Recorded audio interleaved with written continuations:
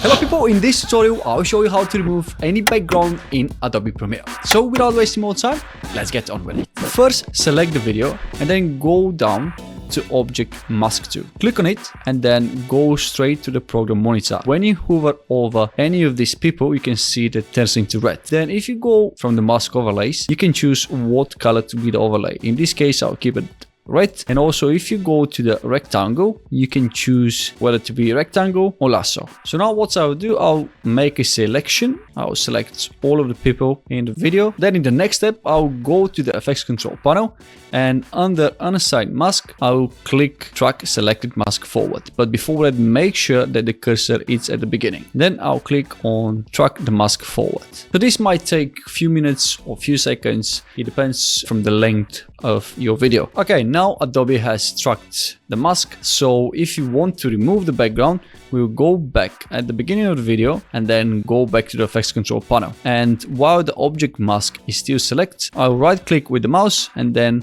I'll click on change to opacity mask, which will remove the background, as you can see straight away. Alright, so let's play the video and see what it looks like. So guys, that's how you can remove any background in Adobe Premiere. As you can see, it's super easy and super simple with this new object mask tool. And also, if you enjoyed the video and you've learned something new, please hit that like button and subscribe to my channel. Thank you, and I will see you in the next one. Bye bye.